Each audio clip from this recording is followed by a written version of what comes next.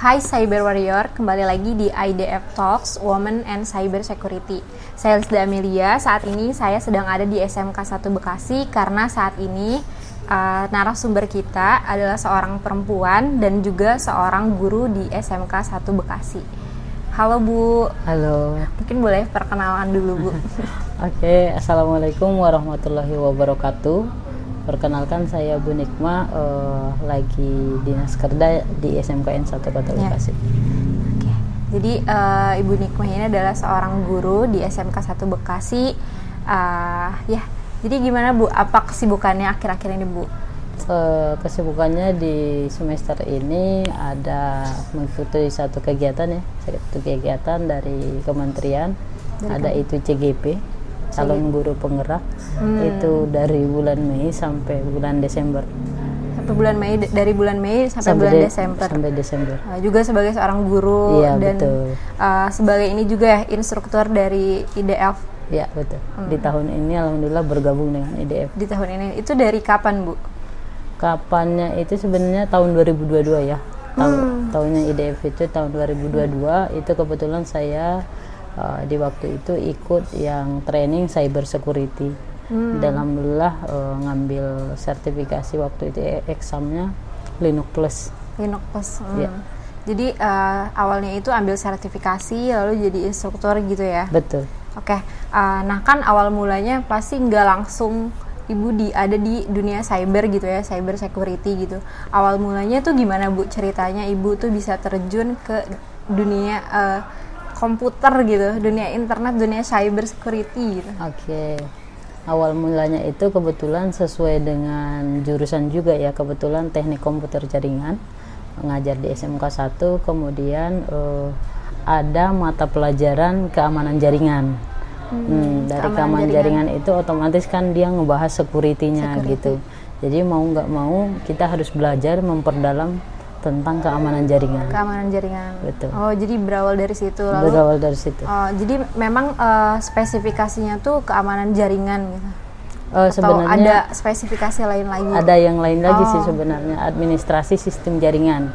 Jadi kebetulan di tahun yang sama saya itu ngajar 2 mata pelajaran, keamanan jaringan sama administrasi jaringan. Betul. Oh, jadi fokusnya di situ ya, belajarnya gitu. Nah, ini kan Ibu sebagai seorang perempuan gitu ya, ada di ruang lingkup dunia cyber security, di mana saat ini tuh stigma orang itu dunia cyber security itu sangat maskulin gitu ya Bu. Nah, Ibu sendiri gimana nih Bu sebagai seorang perempuan terus ada di dunia cyber gitu ya, dunia cyber security itu gimana Bu? Adakah tantangan atau cerita gitu?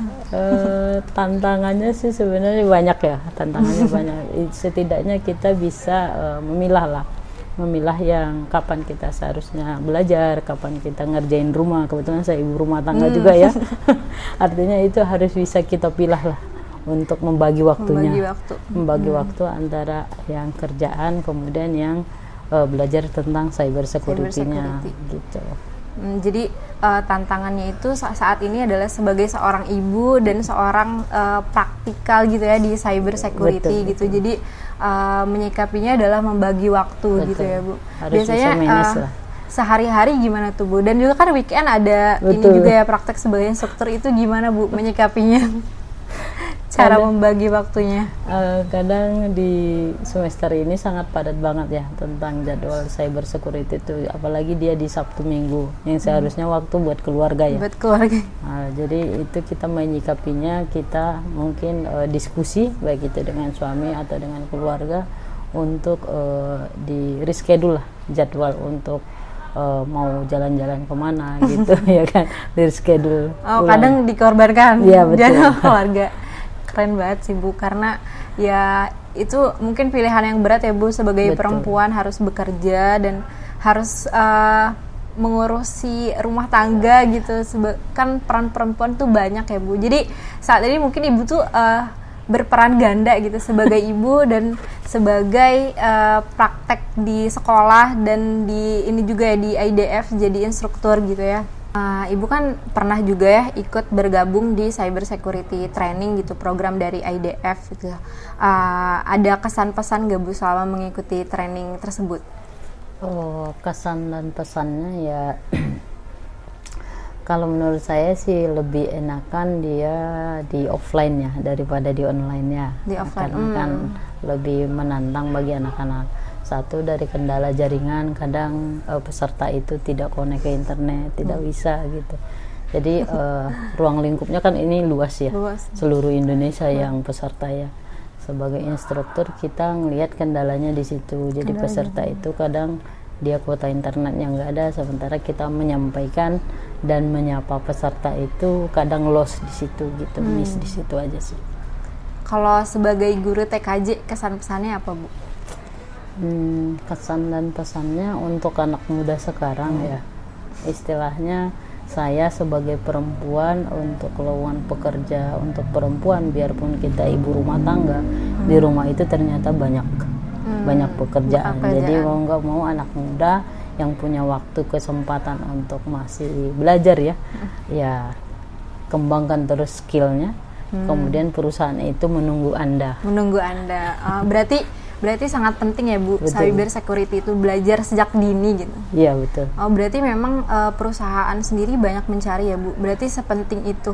Atau Ibu bisa menjelaskan mungkin seberapa penting cyber security? Untuk keamanan cyber security itu kita sendiri sebenarnya udah banyak menggunakan sebenarnya tanpa terasa ya. Contohnya kita menggunakan sosial media lah, TikTok dan sebagainya, IG dan sebagainya. Di cyber security-nya itu kita sebagai pengguna istilahnya gitu, tingkat keamanannya passwordnya kita itu perlu kita perhatikan, perlu kita gantilah sekali 3 bulan gitu. Kemudian jangan membuat nama-nama password itu nama anak, nama istri, tanggal lahir, itu dilarang gitu. Sekali 3 bulan itu perlu diupdate untuk password, dan nggak boleh satu akun untuk sama passwordnya. Itu akan memudahkan si hacker itu ngambil data tersebut gitu. Berarti penting secara personal atau untuk sebuah perusahaan gitu ya Bu? Tidak mesti untuk sebuah perusahaan sih, pribadi kita juga kita juga penting gitu. Artinya ruang lingkupnya lebih besar mungkin ke perusahaan, data yang diambil di perusahaan tersebut gitu. Tapi secara spesifik mungkin kita juga harus waspada tentang penggunaan sosial media, baik itu passwordnya, dan kita harus update sekali 3 bulan lah minimal untuk password itu. Nah balik lagi ke cerita Ibu menjadi instruktur di IDF gitu Bu, kendala dan hambatannya apa Bu? Mungkin tadi selain waktu ya, membagi waktu, kira-kira apa nih? Sama jaringan tadi ya? Iya, kendalanya sih kemarin yang kita alami itu adalah kita dituntut sama Pak Jat itu untuk belajar 1 minggu. Habis itu kita harus udah jadi instruktur, kemudian kita ujian gitu. Jadi sebelum kita nge-lab itu dikasih waktu cuma 1 hari nge-lab, malam habis itu langsung jadi instruktur kan, untuk menyampaikan materi bagaimana tentang treatnya, ngambil data lognya gitu, data lognya itu untuk cyber security-nya itu gitu, disimpannya di mana gitu, seperti itu. Berarti ini nih kualitas instruktur dari program training cyber security-nya IDF nih sangat cepat sekali mencari materi, sangat gercep gitu ya Bu ya. Karena memang sebesar itu ya Bu peluang cyber security di perusahaan itu banyak mencari. Di perusahaan itu sangat banyak. Kemarin saya di LinkedIn itu juga banyak yang ngechat ya istilahnya. Penawaran. Dan itu menggiurkan. Menggiurkan untuk pindah bekerja ya? Enggak, pindah bekerja sih enggak. Cuma paling kita online ngambil freelance-nya aja di Sabtu Minggu gitu. Menggiurkan untuk palu gada. Betul. Jadi memang cyber security penting karena yaitu peluang untuk kerjanya juga banyak gitu ya Bu ya. Nah Ibu harapan-harapan untuk talenta-talenta cyber security ini apa? Harapannya saya untuk anak muda yang sekarang yang belajar cyber security tetap diikuti, tetap sampai lulus ujian karena peluang di perusahaan itu lumayan tinggi dia. Penerimaannya lumayan dan kebutuhannya juga tinggi gitu. Mau nggak mau kalau misalnya teman-teman itu udah dapat sertifikasinya, itu di perusahaan itu akan mengambil, bukan kita yang mencari lagi gitu, dia yang ngechat kita. Jadi di LinkedIn itu HRD-nya itu yang ngechat kita langsung, mau nggak di perusahaan saya dengan rate sekian gitu. Itu kalau kita udah punya skillnya ya Betul. Bu. Jadi harapannya untuk jangan pernah berhenti belajar, karena ya mungkin berat ya Bu belajarnya. Betul. Tapi nanti perusahaan sendiri yang akan mencari kita untuk mendapat pekerjaan. Terakhir nih Bu, ada ini nggak harapan-harapan atau pesan untuk talent-talent dari Ready for Security IDF ke depannya? Harapan saya atau pesan saya buat teman-teman itu semuanya yang peserta IDF ya, jika kamu tidak tahan lelahnya belajar, maka kamu akan merasakan pedihnya kebodohan. Tuh, ingat, karena memang pedih, belajar itu sangat pedih ya Bu. Betul, sangat perlu capek. Kesabaran, tapi nanti konsekuensi. hasilnya kita dapatkan di lain hari gitu. Betul. Ya Bu. Oke, mungkin terakhir nih untuk anak muda, mungkin untuk anak muda Indonesia, kata-kata terakhir, mungkin ini mau penutupan gitu ya. Kata-kata terakhir buat anak muda, tetap semangat, tambahkan skill, dan itu adalah harga mati.